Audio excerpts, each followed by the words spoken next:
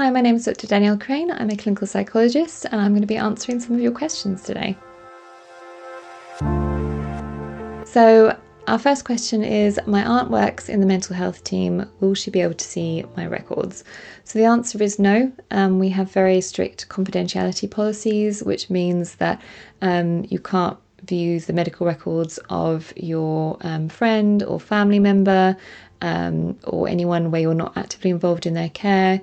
You're not even able to view your own medical records without asking for specific permission.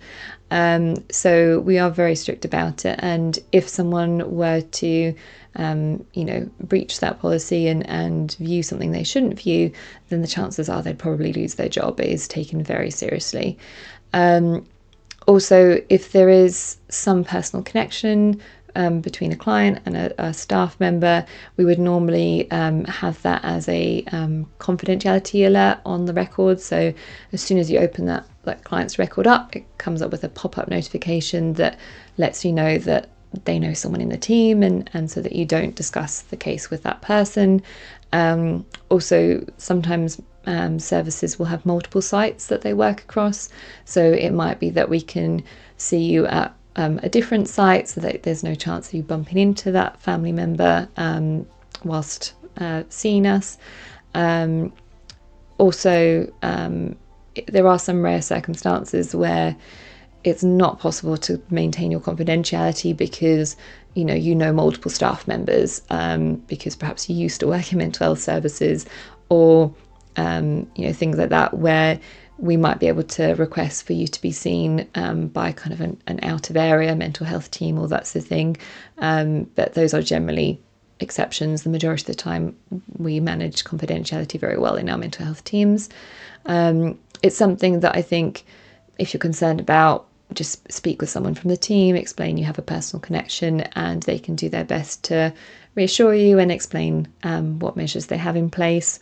Also, if things come up sort of unexpectedly, so if I'm in a referrals meeting where people are discussing lots of different cases with me, if they mentioned a name where I thought, oh, actually, I think I know that person, I think that's one of the other parents at my child's school, or I think that's one of my neighbours or whatever, I would just immediately flag that up and say, I'm sorry, I can't, I'll have to step out for this part of the meeting, or say, you need to discuss that with my colleague instead, because I would know that actually it's not appropriate for me to be involved if there's any connection with them. So we are as careful as we can be with issues of confidentiality, and please discuss it with the team if you need. The next question is, if I see my therapist in a public place, can I say hello? So generally I'd recommend not to. In fact, I normally discuss it with clients at the start of treatment.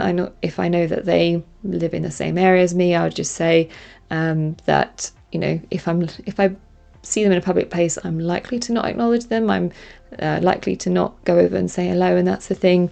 And that's not because I don't care about them or don't want to talk with them. It's because I'm trying to protect their confidentiality and their safety. Because if I were to go and talk to them and it turns out they're actually there with their friend or family member, it means that it then puts them in a difficult position of having to explain who I am, and either they have to lie or they have to explain that they're in therapy, which might not be something that they wanted to disclose. Also, if they were to approach me and I perhaps have my kids with me or something, then I'm going to have to answer questions about, how do I know this person?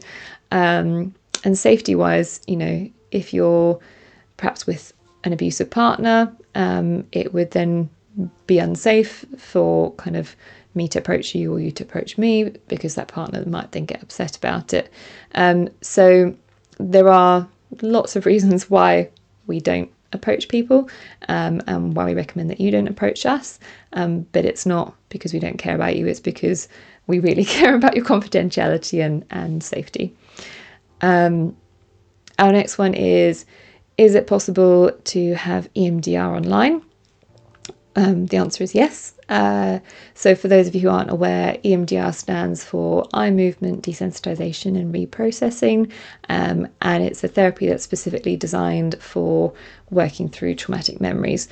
So previously it was always done in person, and part of the therapy involves the therapist kind of moving their finger from side to side and you following that movement with your eyes, or getting you to do what we call butterfly taps against your chest, or on your knees, or getting you to hold two buzzers where buzzes from side to side. All of those things are forms of what we call bilateral stimulation, which is an important part of the therapy. Or we have light bars, which are these like strips that have a light that moves from one side to the other. So when the pandemic hit and we had to find ways to move lots of those things online, there were ways to manage it with EMDR. For example, there's now there's software or websites that you can use where it actually puts a little dot on the screen of the video call, and the dot moves side to side, or we just move our fingers across the screen, or get you to do tapping on your side. Actually, it's been shown to be very effective. It's not a case of in person is definitely like much more effective than over video link, or that's the thing. They've both been shown to have very good effectiveness. So yes, you can do it. You just obviously need to find an appropriate therapist who's happy to do it online with you. Our next one is, if I tell my therapist I've self-harmed, will they send me to a mental health unit?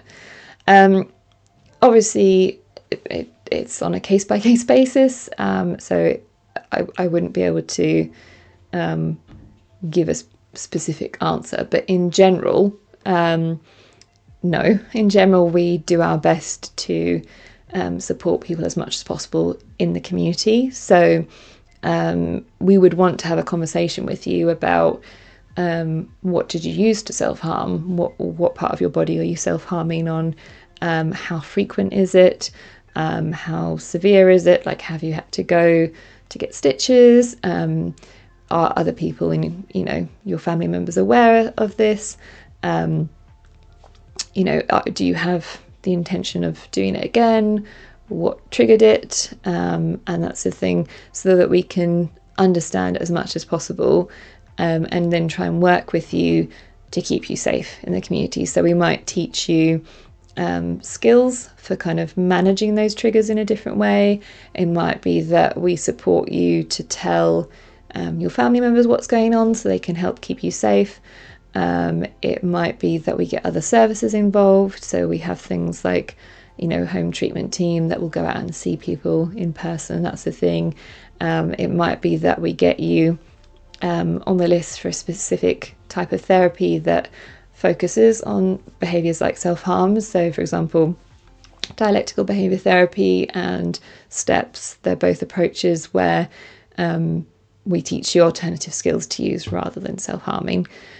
So there's loads of things that we can do in the community to support you, and getting someone admitted to a mental health unit is generally the last resort. It's generally if we feel that it is not possible to keep that person safe in the community, then we consider that. It's not something that we jump to immediately. In fact, we work with lots and lots of people who self-harm. We work with them in the community. So I think, please, do speak with your therapist if that's something that you're struggling with. Please don't feel like you need to keep it a secret because you're worried about, being admitted to hospital. That would only ever be used as the last resort. We try and support people in the community as much as we can. Those are the questions that I've had so far. Do feel free to send other questions through. I'll put a link below of how you can send questions in, and then I will do my best to answer them. I generally can't go into lots of specifics, so about specific cases. So please don't send me your full medical history and ask me to decide what therapy you should have. But yeah, general questions about psychology, I will always do my best to help with. So I look forward to hearing from you. Thank you.